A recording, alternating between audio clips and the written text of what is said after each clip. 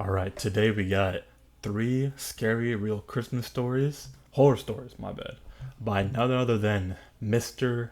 Nightmare. Let's get into it. Christmas story, horror stories 2023. Mindy.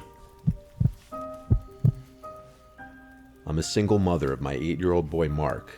When this happened, he was 5 and I was 27. I have my own house that was passed down to me from my grandparents. It's in the quiet side of town with a lot of older people, and I still live here with Mark today. It was Christmas time, and I was out with Mark shopping. I was doing my Christmas shopping for my family. Mark and I went to the mall, including a few clothing stores and a hardware store where I bought a gift for my dad. After all the shopping was done, I took Mark to McDonald's to get him some burgers and ice cream. Afterwards, we left the mall through the south exit, and here we bumped into a mall Santa standing outside. He waved at us and said the usual Santa stuff. He then knelt down to get to Mark's level and asked him what he wanted for Christmas. Mark led my hand closer to the Santa, and I allowed it because he seemed like a normal, nice mall Santa. Mark said he wanted a Nintendo Switch, which ironically was what I was planning on buying him for Christmas. The Santa laughed and said, "If you're good, maybe you'll get it," while looking up at me and winking. I smiled, and then he stood up and started complimenting me, saying to Mark, "Your mother's a looker, Mark, you know that?" And Mark laughed, even though he didn't know what that meant. I still smiled. Then we had a couple minutes worth of seemingly friendly adult conversation about the holiday mayhem and such. The guy said, This is why you can't judge a book by its cover. Like, you can't judge people just off the way they look. I mean, they may seem nice, but they can be creepy once you, like, start talking to them and getting to know them. That's the scary part about all this. said he worked for the mall. I regrettably mentioned the stress of being a single mom during Christmas is unfathomable, and then I made a joke about needing Santa's help. Then the Santa made what I thought was an innocent joke, saying, "Mark, have you ever heard the song, 'I Saw Mommy Kissing Santa Claus'?" And Mark shook his head yes. Then he leaned in towards me with his cheek, implying he wanted me to kiss his cheek. I was going to give him an innocent little peck on the fake beard, but as I leaned in, he turned his head and tried doing that old trick where he kisses you on the lips instead. I moved my face away in time. The way he did it was so creepy and aggressive too. He looked at me and started doing the Santa kind of laugh, but there was nothing jolly about it. I said, "Come on, Mark," and we started walking away. He yelled "Merry Christmas," and that was the last thing I heard him say. As we drove away past the back exit of the mall, I noticed he wasn't there in front of the entrance anymore. I wish I took that into consideration as to what may have happened next. We got home, and after bringing everything inside, I locked the door, and Mark and I started to watch a Christmas movie. Our wholesome time together was then interrupted. My doorbell rang. I wasn't expecting anyone, and it was late for any kind of door-to-door people. I told Mark to keep watching as I went to go answer the door. I said, "Who is it?" through the door, and a man's voice on the other side said, "It's Santa." My heart dropped. I said, "If you're..." This is why also that if you're in public, right? Like, I get, stressful timing. I obviously don't understand, what they go through, but like me personally, it's like I wouldn't say like, "Hey, yeah, it's hard out here, being single and stuff like that." Especially to like a random stranger too, because you never know their true intentions, which is the scary part for obviously females too who go through that. Sorry, you guys go through that, but it's like, I don't know. I guess just be careful, I guess, out there. "You're the mall Santa, please go away, or I'm calling the cops." He replied, "You dropped something out of your bag, miss. I'm just looking to return it." I replied, "What did I drop?" He replied, "I don't know, miss. I'm not looking to be nosy, but if you open the door, I can hand it to you." I repeated myself that I wanted him to leave now. I then decided to call the mall management office of the mall to report this, but the man on the phone said they don't officially hire any mall Santas at this mall, and that whoever's dressing as Santa is doing it on their own accord. Nope. With that bit of information, I felt incredibly unsafe. I went back to be with Mark, but my mind was elsewhere now. I felt this sickly, worried feeling in my gut. I made an excuse to get up again after a few minutes. I went to the kitchen out of earshot of the TV. I raised the blinds to the kitchen window. I couldn't see anything out there, being that the kitchen light was on and it was pitch black outside. but I heard a man yelling, "Ho, ho, ho." He was probably out there watching me at that very moment, looking out the window. I had no choice but to call the police and report that I was followed by a man dressed as Santa. I told Mark to keep watching the movie, and I spoke to the police outside. They took a report and were on their way. The police having come made me feel just a little better. A few nights later, though, my doorbell rang again, around the same time, if not a little later. Mark was already asleep tonight. I was in the living room watching a show. I turned off the TV and went upstairs to my room, which is connected to Mark's room. The doorbell didn't ring again, but I never went back downstairs that night. It wasn't until the next day when I was leaving the house that I found the note taped to my front door. It was typed out and printed. This is a picture of the note, and it said, "I'll just be blunt." I'll just be blunt. I'm just gonna read it, but I just want to read it anyways. So I'll just be blunt. I'm sure you can guess who it is. I didn't mean to scare you the other night. I just had a long shift, and when a pretty lady talks to you after pretending to be Santa for 6 hours, damn, hormones kind of go crazy. You and your son are the cutest thing ever, and I'd love to one day be a part of your family. You can't pretend you didn't feel the connection when we spoke the other night. I already know where you live. Now I just need your number. Feel free to shoot me a text, and maybe we can plan something someday. Sorry, I know this may seem creepy or a bit much, but I'm the kind of guy where if I see something I like, I go after it. Anyways, happy holidays if you don't speak again soon. Here's my number. Okay. This is creepy as fuck. Like, this is, like, insane activity. And also, you're kind of stupid for that, because not only did you give her your number, but you also put your name, and she can call the cops and give them that information, and then you'll be in jail. I'm sure you can guess who this is. I didn't mean to scare you the other night. I just had a long shift, and when a pretty lady talks to you after pretending to be Santa for 6 hours, hormones kind of go crazy. You and your son are the cutest things ever, and I'd love to one day be a part of your family. You can't pretend you didn't feel the connection when we spoke the other night. I already know where you live, now I just need your number. Feel free to shoot me a text whenever, and maybe we can plan something one day. Sorry, I know this may seem creepy or a bit much, but I'm the kind of guy where if I see something I like, I go after it. Anyway, happy holidays if we don't speak soon. Here's my number. Best, Ted. I wanted to crumple this up, but I took a picture of it, called the police again, and gave this to them. Since it had his number on it, the police could work with that. They said I'd be hearing from someone when action was taken, and that following Monday, I got a call from, I assume, a detective telling me that the man would not be contacting me anymore, and if he did, to let him know. I never heard from that creep again. I assume the police threatened to arrest him if there was any further contact. Good, he deserves to be in jail.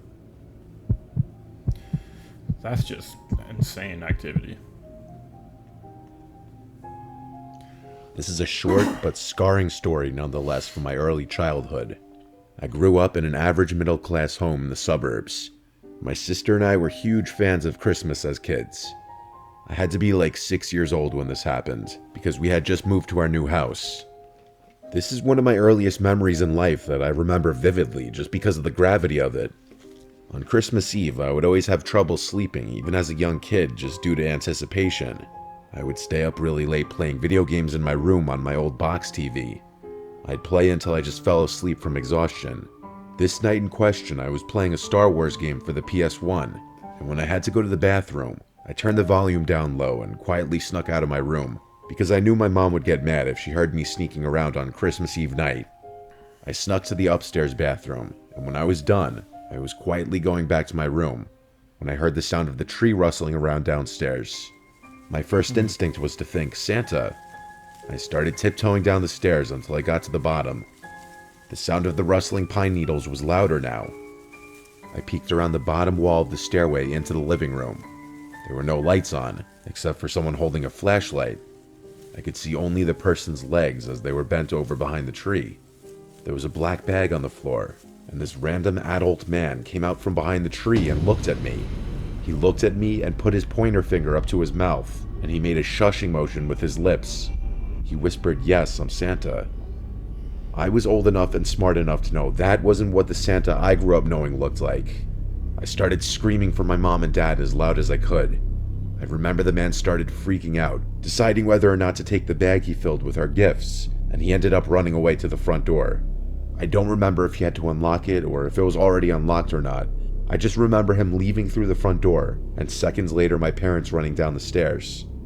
I'm sure I screamed there was a man in here, and them seeing the black bag on the floor filled with our would-have-been stolen gifts proved that. Here's where my memories started getting fuzzy, so I had to ask my parents what happened next. But my dad told me he went outside in his slippers and ran all over the place ready to kill someone. Half the ornaments on the tree were taken off and in the bag. What kind of sick, evil person steals people's sentimental Christmas ornaments? According to my dad, the method in which the man broke in was the back door, which it appeared he yanked open with a crowbar due to the chipped wood. A house a few blocks away had also fallen victim to this, and it was on the news. It was most definitely the same guy. I don't remember much from when I was 6, but this is a memory that most of it still sticks in my brain like it was only a few years ago. Damn. Yeah, that's crazy. It was December 2020. My fiancé and I bought a house together a few years ago. It's a cute house in a decent neighborhood, a nice area to raise a family. That's why what happened 2 years ago was all the more shocking and disgusting. We know all of our neighbors, both our next door neighbors and the 3 closest neighbors across the street. Everyone is friendly enough, but you truly never know the skeletons hidden in someone's closet. Our neighbor Paul to the right always seemed nice the few times we'd speak, but he never really spoke too much. I'd see him outside almost every day, either coming or leaving for, I'm assuming, work, though I never knew what he did for a living. At this time, I hadn't seen the guy in a few days, and his car hadn't moved from his driveway. Obviously, that in of itself isn't any cause for alarm. All of the neighbors, including Paul, had their lights up already. I found it interesting how Paul, a single man in his 40s, would put lights up. I actually found it kind of nice. I was late to the party putting my Christmas lights and decorations up outside one night.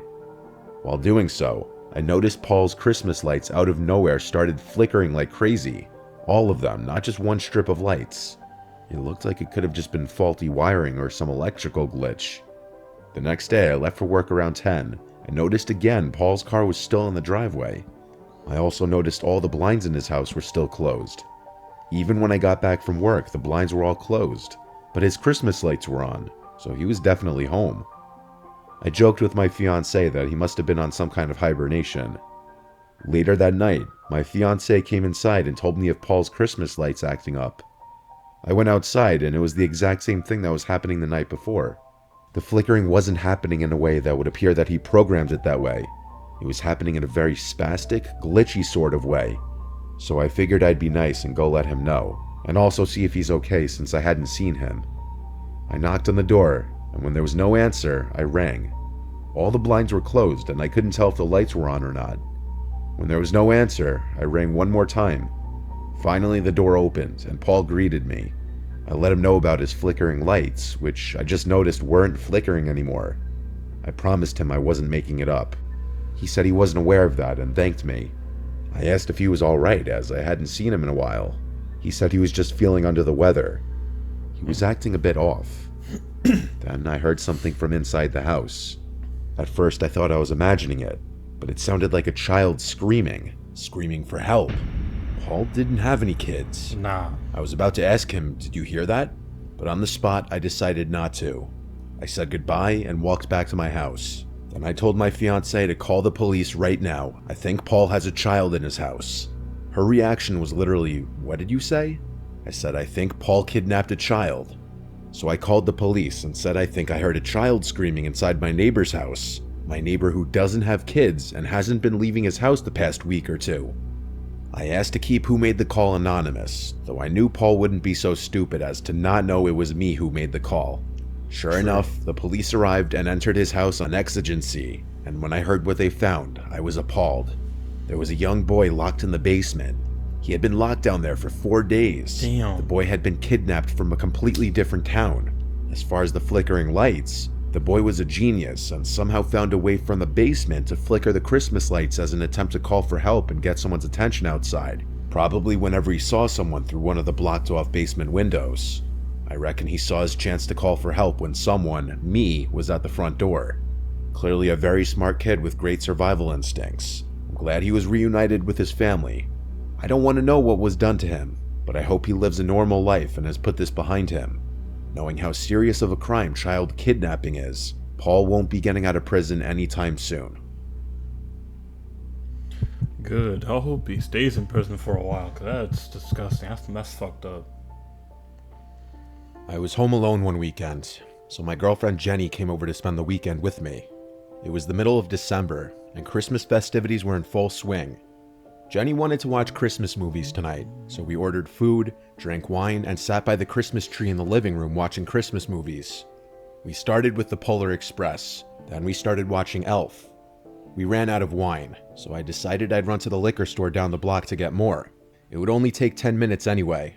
It was a Saturday night, so they were open later. The usual cashier was working, and I got stuck in a conversation with him like I always do whenever I go there. Mid-conversation with him, I felt my phone vibrating in my pocket. I checked my phone to see it was Jenny. I interrupted the cashier, saying 1 sec, and I picked up. Jenny sounded scared, saying she keeps hearing noises from below the living room. That would mean the crawl space. I told her it's fine, there's nothing down there. She asked me to stay on the phone with her until I got back, so I did. I walked the 5-minute walk back home, and Jenny was still on the couch. She had the movie paused still, saying that she was listening for sounds. When I asked her if she heard any other sounds, she said no. She asked what if there's an animal down there. I told her that's not possible, as there's no openings from anywhere outside. I opened the wine bottle, and we continued to watch the movie. It wasn't long after that we both heard a distinct thud type of sound from below us, from the crawl space. I looked at Jenny and she looked at me. She was right, there was something down there. I said, oh shit, there might actually be an animal down there. Once again, we paused the movie and I went to the closet with the attic door inside. I grabbed the flashlight on the ledge and went down into the crawl space. I stayed by the crawl space door and just did a quick scan of the place. There are a million boxes down there, so a small animal could have been hiding anywhere. It smelled like piss in there, which pretty much confirmed that there was something down there. I'm not an exterminator or pest control, so there was nothing I could do about it. I told my parents about it in the family group chat and told my dad he'd have to call pest control tomorrow. Then, as I was climbing back up the stairs, I heard something from across the crawl space. I don't know what it was, but something moved. I got scared that some animal was going to run at me, so I hurried up the stairs and shut the door. There wasn't much else we could do now except just go back to the living room and finish watching the movie. After Elf ended, we went to my room and eventually went to sleep. I woke up in the middle of the night having to pee really badly and with a throbbing headache. I got up and opened my bedroom door and looked down into the dark hallway. At the end of the hallway, I saw a person's silhouette. I almost screamed, but instead I closed the door quietly and locked it. I heard footsteps coming down the hallway, and then the doorknob turned and someone tried opening the door. And then a deep, hoarse-sounding voice on the other side said, "Hello?" That was when Jenny started to scream. She had been woken up by my getting up, and she heard the voice too. I would have tried to calm her down, but I was scared shitless myself. I did hear footsteps walk away from the door, and so I called 911. Waiting for the cops felt like a millennium. All I know is when the cops got here, there was no one else in this house. Whoever it was left. The smell of piss in the crawl space wasn't my imagination. There was literally a puddle of that person's piss on the ground. Ew. Which is pretty disturbing because that would suggest that he had been down there for a while. While it was likely a homeless squatter, that didn't make it any less horrifying. My family didn't even believe it at first. I've never forgotten to lock the door ever again. Yeah, no, that's nasty. It's like, imagine that happening and you see a puddle of piss from someone. Just straight disgusting, honestly, in my opinion. But that will do it for this video. Hope you guys enjoyed it. I will make more videos like this because you guys seem to like it and seem to enjoy it. So I will go ahead and do that. But for now, that will be it. I love you guys. See you in the next one because I'm out. Peace.